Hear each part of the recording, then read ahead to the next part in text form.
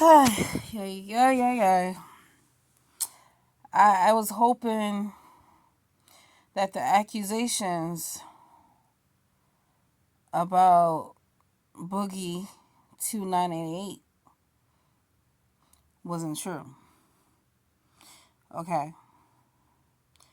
But there's um multiple clips of him disrespecting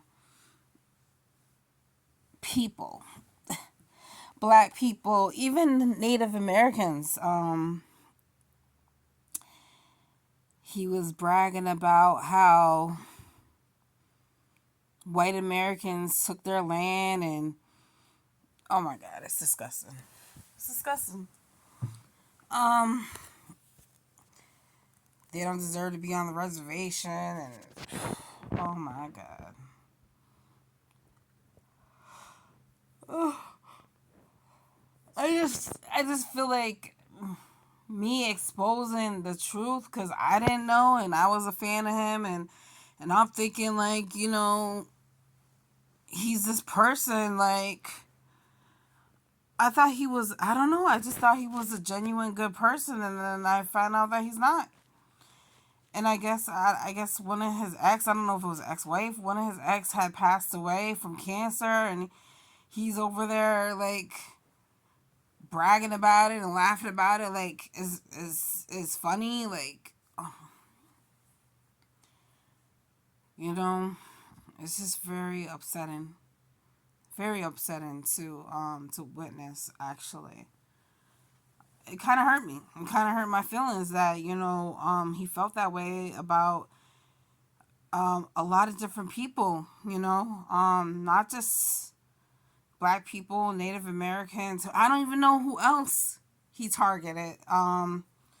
He even said like the reason why he never wanted kids because he didn't want to beat the crap out of them because he had that happen to him.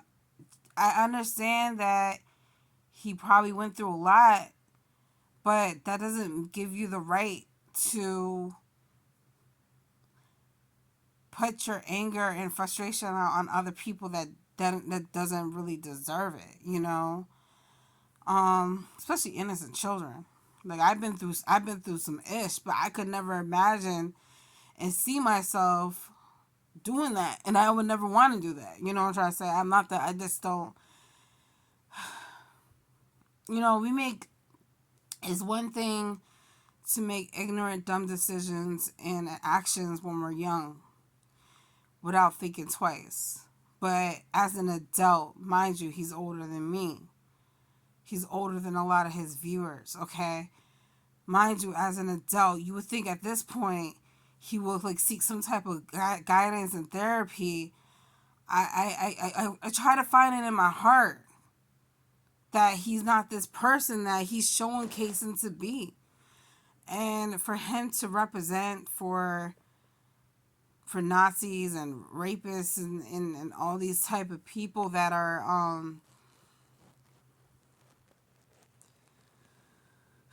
violently vindictive is very sick and sad.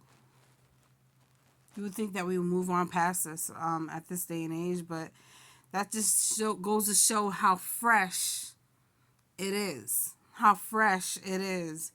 But you know what? Even though there could be like, I swear to goodness, like there could be like 90% of the population that hates me because I'm black. That's not gonna stop me from believing that there's 10% left of the nation that doesn't have a problem with me because I'm black and they're the opposite race. They're white, Asian, Latino, Hispanic, whatever. You know what I'm trying to say? I still have that kind of like belief and faith in me, and I feel like that's the way that I could cope in society and live in this world without anger and hate in me.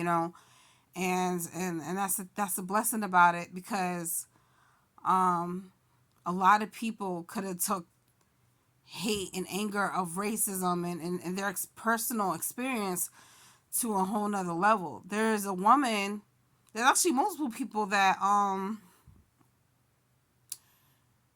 I think less than 30 years ago Yeah, less than 30 years ago just escaped slavery. So that's how fresh it is, you know? So it's kind of sad. Like, this lady was a slave, was born into slavery, and she didn't even know that slaves were free. Oh my God. If you've seen that movie that Kiki Palmer did, with called Alice, watch that. So I don't know, you know. I just like,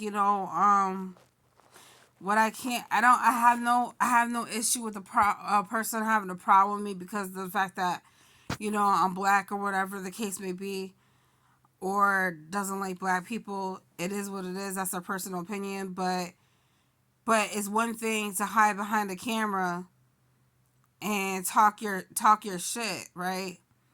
And portray yourself to be someone that you're not, and then when it comes down to the wire, when someone might have said something that ticked you off, or might have said something you didn't like, or whatever the case may be, or you just want to be an asshole, and and you show your true colors, because eventually the truth always comes out, But it's another thing, like, are you gonna act like that in front of like someone to their face? Because it seems like he's always in the house.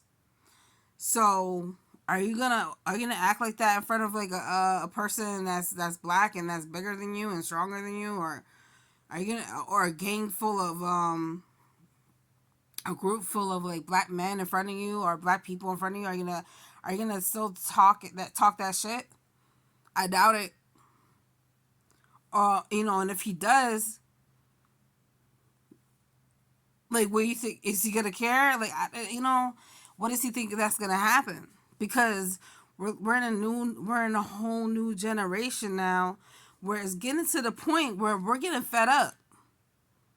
I grew up with the era, you know what I'm saying? I witnessed a lot through documentaries, reading books. I'm still trying to catch up on history alone, not just my history, but all type of mankind, humankind history.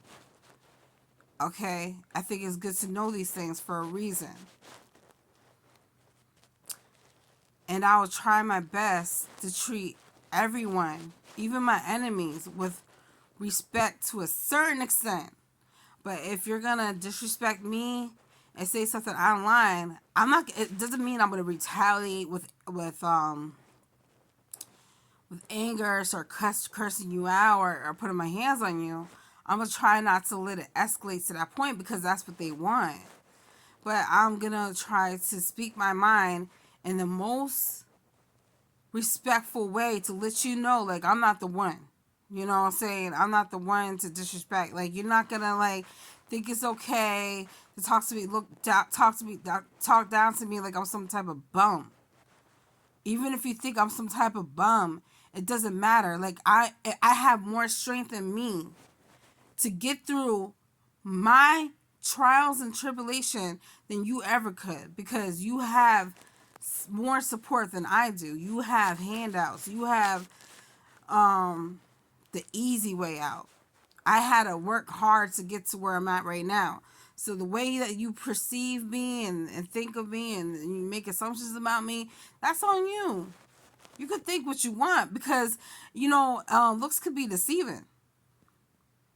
You don't know my story, and I don't know your story, but from the way that you're acting, the way that you're talking to me, treating me, and whatever, it shows me a lot. And I recently have encountered a racial situation at a job. So,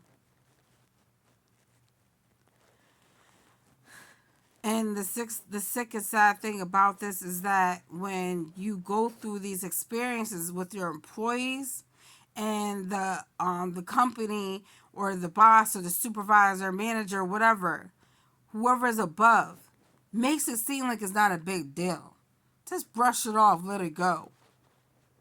Okay, that's like the kid that gets bullied in school. It gets to the point where it reached that boiling point, and then everybody gets shot up, and the building gets blown up.